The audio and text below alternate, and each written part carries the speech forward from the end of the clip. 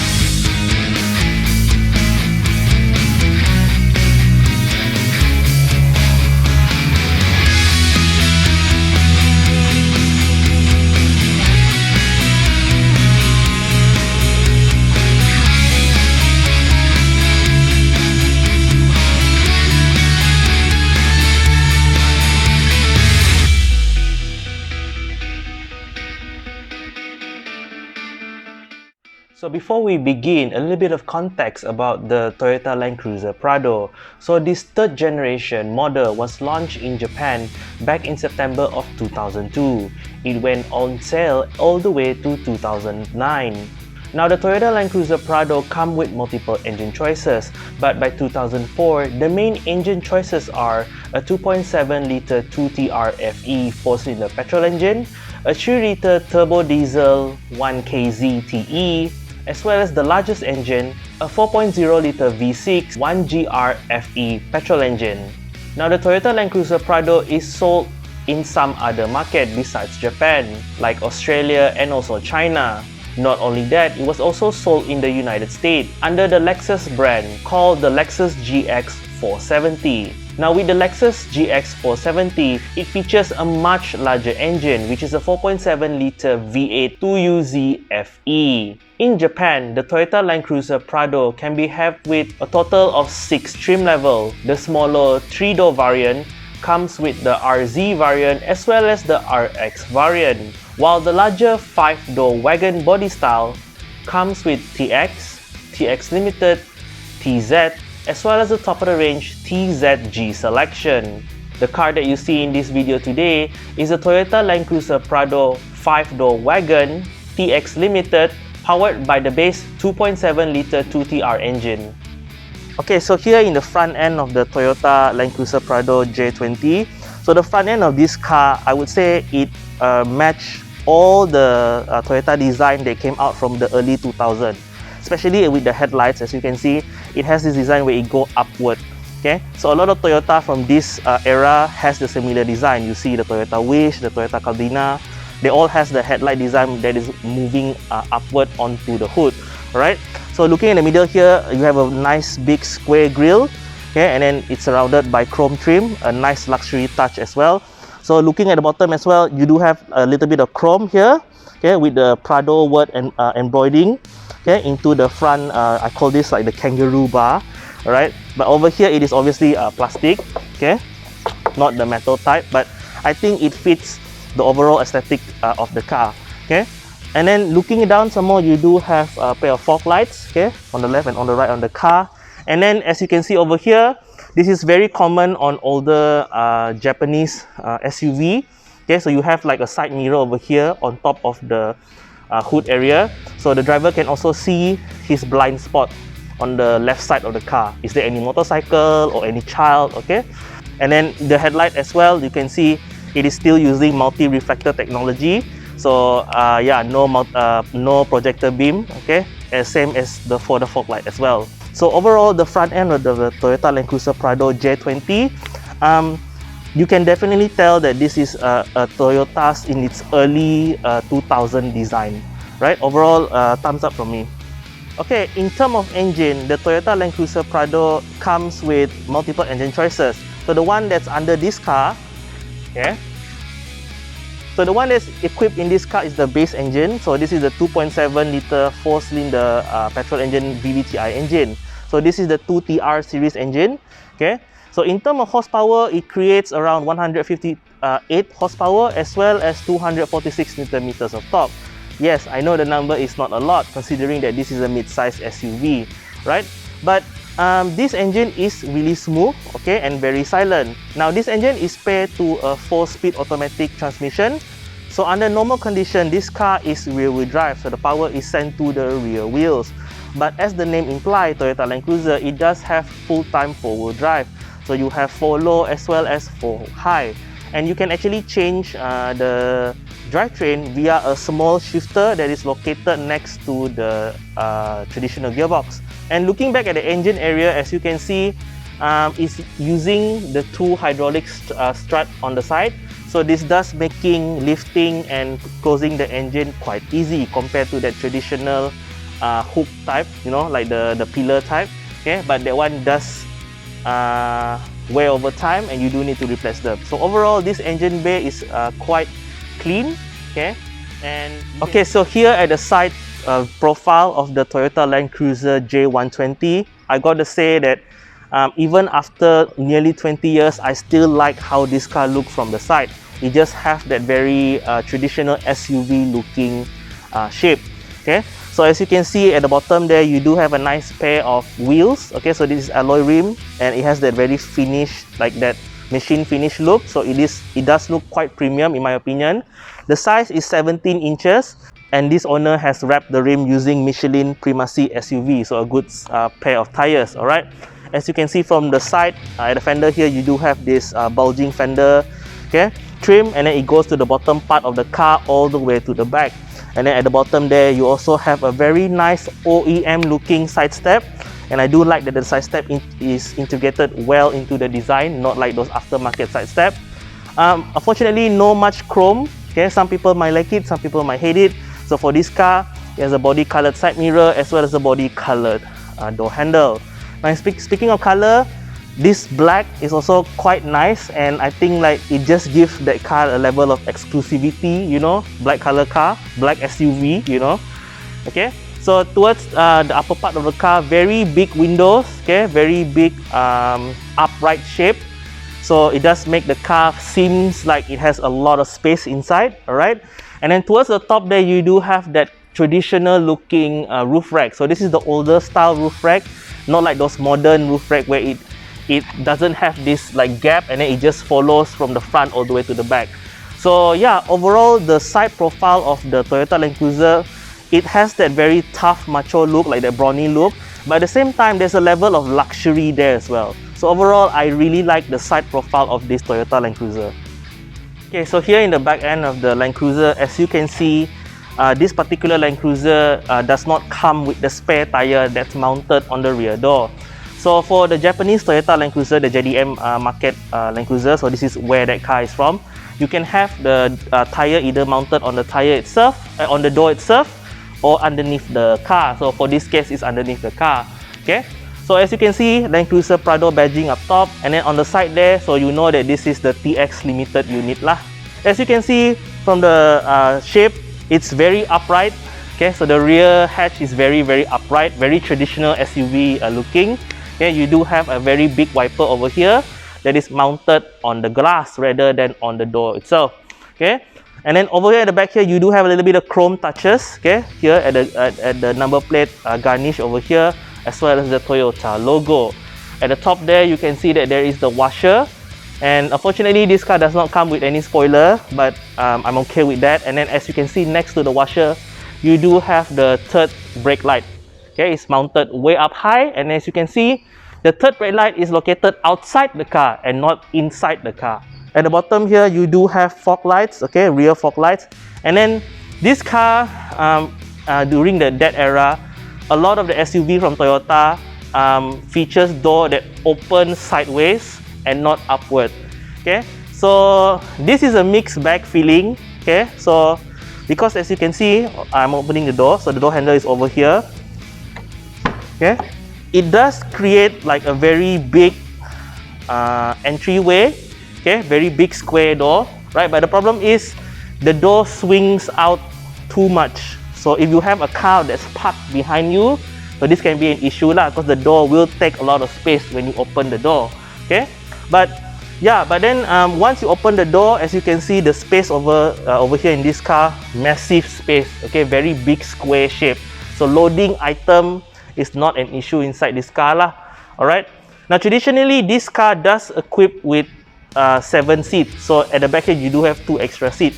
But the owner, because his family also not that much people, so he opted to take the seat out and use this just a very big cargo space. So his SUV essentially become a 5-seater.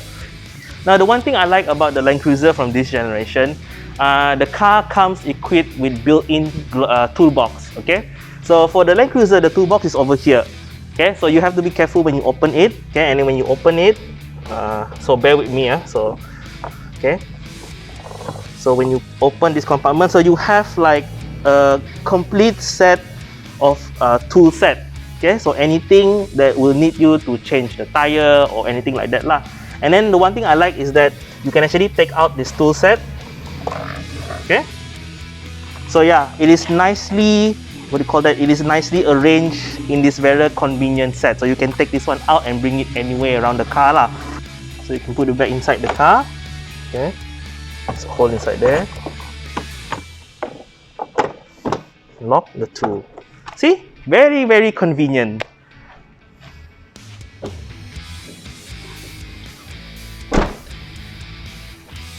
So looking back at the rest of this back end, down there I do like the very nice chrome exhaust tip. Okay, it's actually quite big also lah, but then you know it's decent lah. And then the bumper itself, there is this protector, plastic protector on top of the bumper. So when you're loading something in and out of the car, it won't scratch your bumper at all. Okay, so looking at the tail lamp here, very compact design. Actually, it's actually quite small, the design. Okay, you have your brake light up top, your signal, and then you have your reverse light. So looking at the back of the Land Cruiser Prado, really exudes that traditional upright SUV styling from back then. And okay, so here, see inside the Toyota Land Cruiser.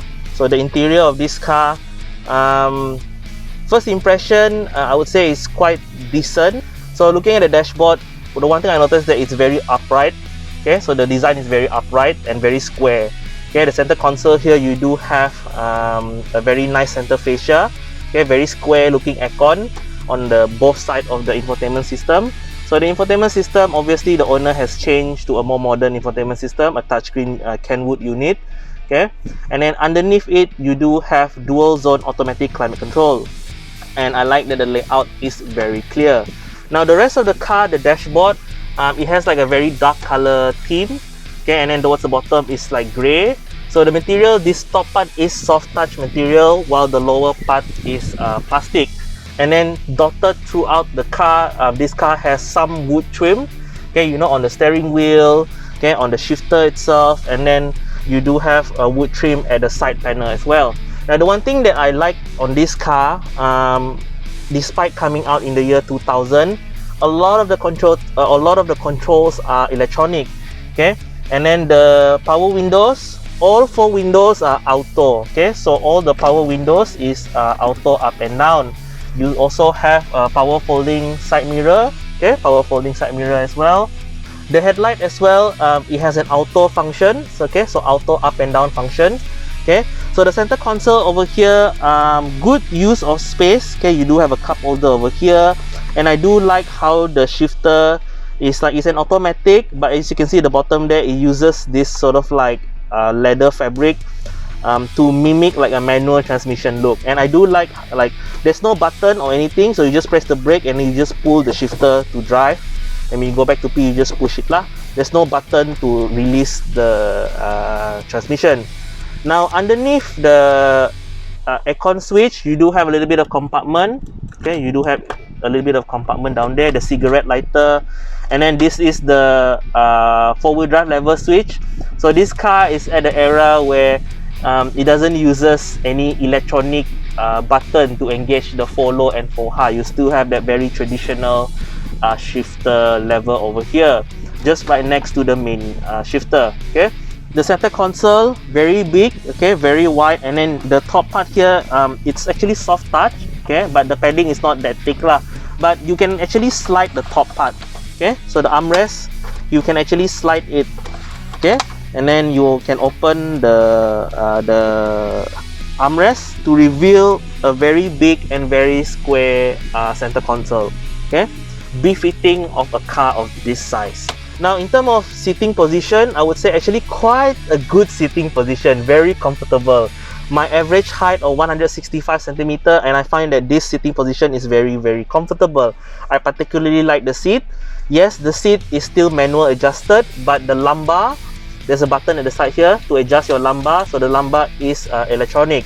Now in front of me, the steering wheel, very basic looking steering wheel. There's no button or anything like that, but it is leather wrapped, and then there's, like I pre-mentioned, wood now. Now in terms of adjustment, I think, yeah, they only have tilt. So there's no telescopic adjustment for this car, only tilt. But then the tilt angle, as you can see, there's a lot of angle going on over here, okay? So yeah, but then overall, sitting position wise, it feels very relaxed, okay? And then the seat itself, it's very comfortable. Now the seat on this car, as you can see, it is leather seat. It is showing its age, okay? So yeah, Toyota's leather back then is not as high quality as some of the other brand, but then yeah, it does have leather seat.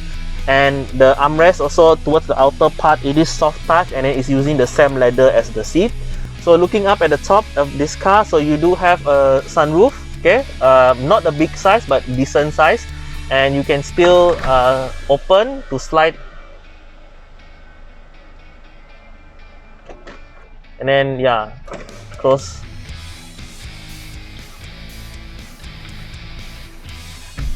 This sunroof also has a tilt function, yeah, for that aerodynamic, challenging aerodynamic. Okay. And then in terms of grab handle also, there's a lot of grab handle in this car. So you have one at the A pillar here, and then there's one, even the driver's side have a grab handle. But then the grab handle, from what I see here, is the older type grab handle, none of that flip down style. So it's just fixed over there. But then quite relevant. The Land Cruiser is a very tough car, always being used to go off-road. So it needs stuff to be durable inside here. And from what I can see inside here, pretty much a lot of the stuff is very durable, okay?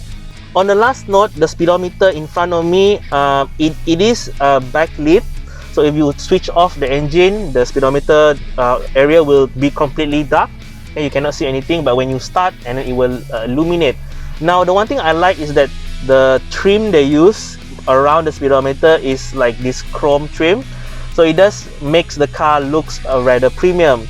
The design itself is very simple, very uncluttered, and very simple. And yeah, overall it just looks very, very clean.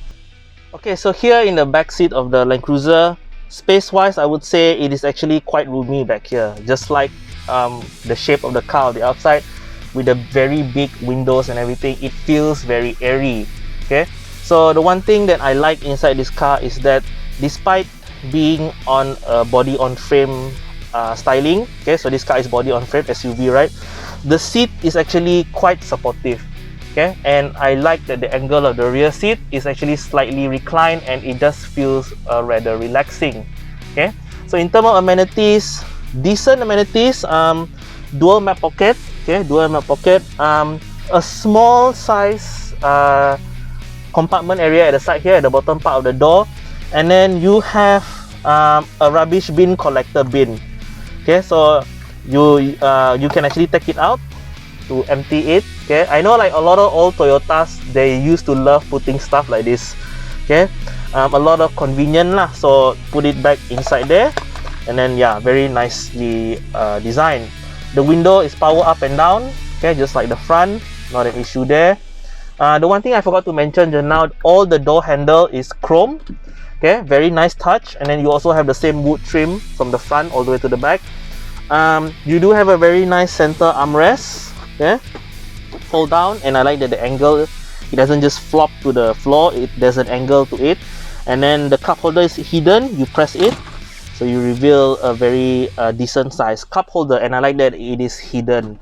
Okay, so because this car is sitting so high up, it doesn't really have any transmission tunnel inside here. So actually I'm quite surprised that the middle part of the seat is actually almost flat. I can say it's almost pretty much flat lah. So even if you're sitting in the middle, okay, not an issue. Like you can actually put your feet in the center here. And then in terms of room also, you can see leg room, not an issue. Headroom also not an issue, despite sitting in the middle row, okay, because the overall shape of the car is very, very square. So headroom, not an issue, okay.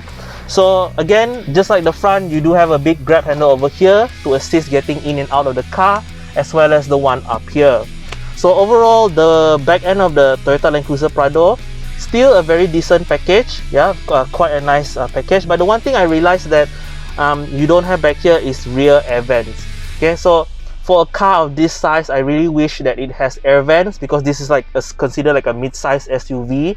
So the only air vents I see here is the one from the front, okay, and the one that's underneath the seat. But then there's no air vent here, and then there's no air vent up top. So I really wish that back then Toyota would come out with the air vent, because towards the back as well, there's no air vent. So if you have the 7-seater option, the person in the back will be waiting a while until the cool air to go to the back.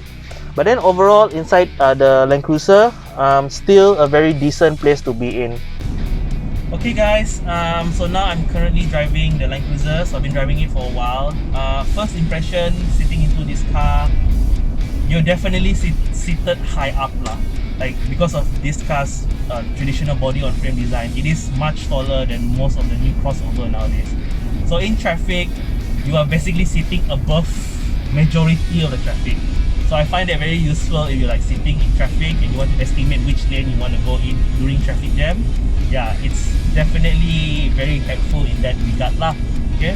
And another thing that I noticed inside this car upon getting in and driving it, it's actually quite silent inside here. Like sound insulation, I don't hear much wind noise, I don't hear any tire roar as well. And it helps that this car is equipped with a 2.7 litre petrol engine. So the engine is actually very silent and very smooth. Only when you start accelerating, it has that very, I don't know, like it's the same case with the Fortuner as well. Like the 2.7 Fortuner, when you accelerate, it has this very throaty growl for a 2.7 litre petrol engine, which I really like.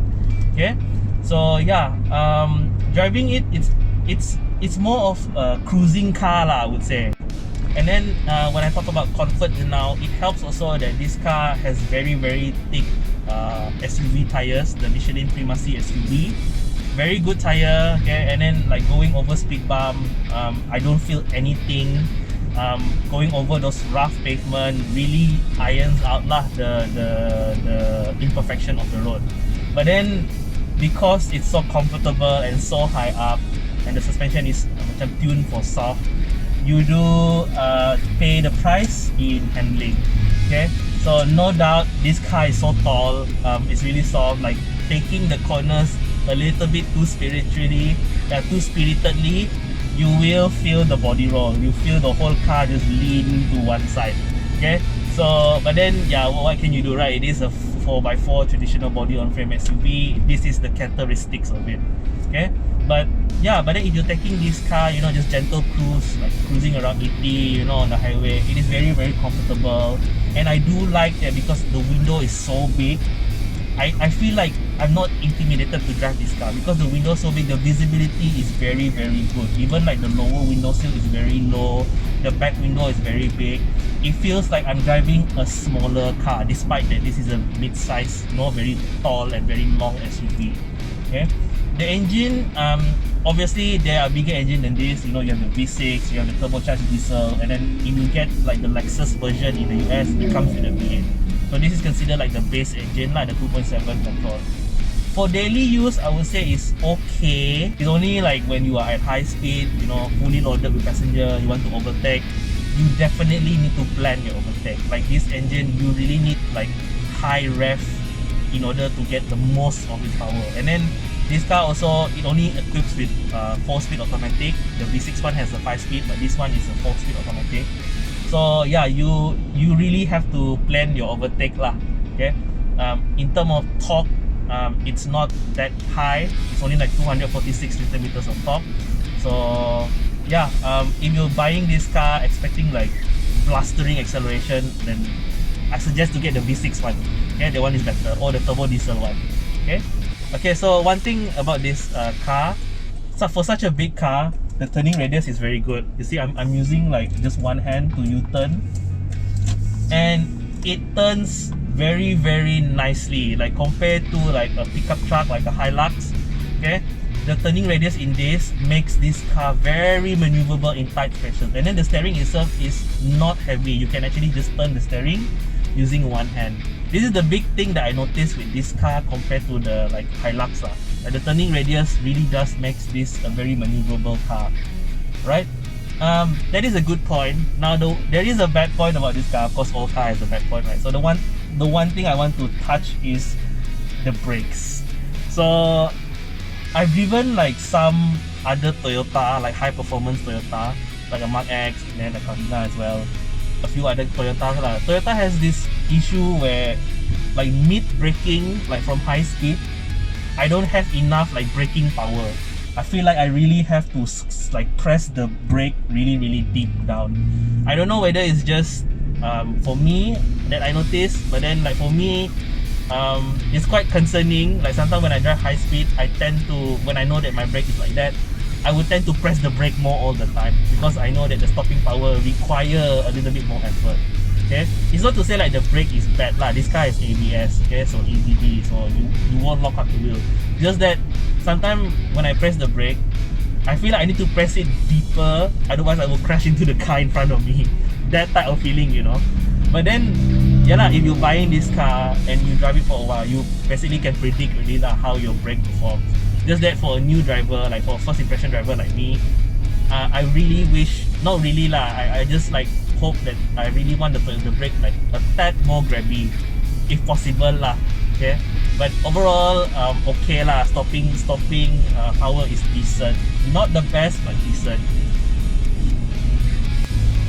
Okay guys, so overall my experience in the J120 Prado, it's definitely a comfortable car. It's a roomy car, and it has like a nice balance of like this luxury and like off-road capabilities. It's actually more maneuverable than I thought it would be for such a big car. Like the turning radius is really good. Okay, engine wise, if you have the money, I would say probably get the V6 model. Okay, this engine, the 2.7, it's okay for daily use, but if the car is loaded up, you really feel like the engine is struggling lah to accelerate. So the Toyota Land Cruiser Prado, like if you go look online, second-hand prices for one of these floats around like 50 to 60k, which if you're shopping for like SUV in that price range, you know, second-hand, I would say like another rival of this car is its own brother, the Toyota Fortuner, because you know, same engine and then same traditional body on frame chassis. It's just that I think it's down to styling lah, I would say. If you prefer like that more tall, square, you know, upright design, then the Prado is probably your build lah. This car is definitely has more space also compared to a Fortuner. The Fortuner is slightly more aerodynamic, and then this car you can get with 7-seat configuration. I'm intrigued like to bring this off-road actually, like one day lah soon. If I do find across another Prado, because on the road it is very comfortable, a very quiet car. So yeah. With that, we have come to the end of this video. If you like this video, do give it a thumbs up. If you're new to my channel, do subscribe and press the little bell icon so you'll be notified whenever I post something new. I would like to say thank you for watching. Stay safe, take care, and have a nice day.